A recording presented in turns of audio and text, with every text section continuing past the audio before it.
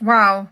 I had a really crazy day. So, a man in my congregation contacted me and said that his daughter was maybe in an abusive relationship and he didn't know. And so I talked with her today and she was in extreme emotional and psychological danger. The behaviors that she described to me were really extreme. And so it was like he was controlling her transportation. It was the classic checklist for domestic abuse.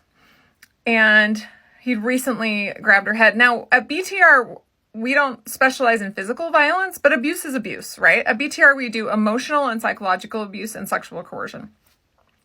Anyway, so as I'm talking to her, I'm like, you're in extreme emotional and psychological danger, extreme sexual danger. Her husband was excessively using pornography in his office. She had to knock on the door and wait for him to say yes or no before she could go into his office. But 100% of the time, he'd say no, usually.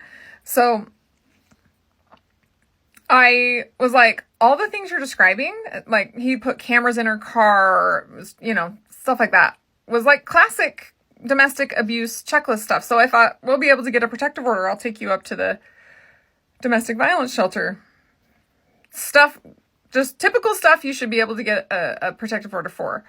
And so she left work right then and escaped it and got my car, and we went up to the domestic violence shelter to see if we could do it. And guess what they did? They were like, fill out this form and we'll call you back in 2 days. Like, that is unacceptable. I cannot believe that so much of society thinks that the thing to do is report or call the hotline and that all your problems will be solved. And I stayed with her today.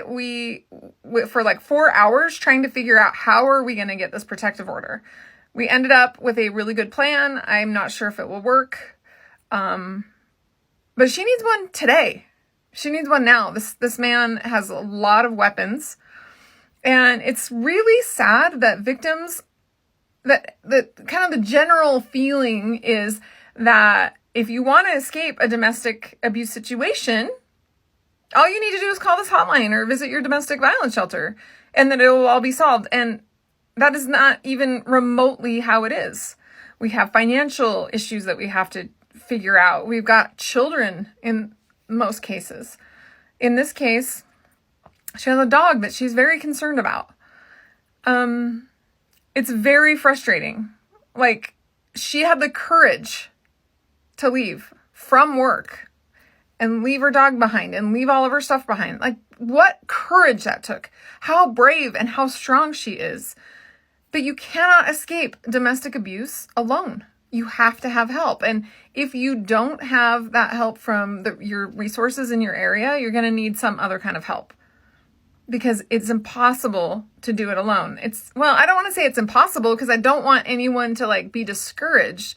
But what I want to say is, if you're like, I don't want to bother anybody else, that is the abuse talking. He's trying to isolate you and make you feel like you can't get help. There are people who want to help you. You can get out.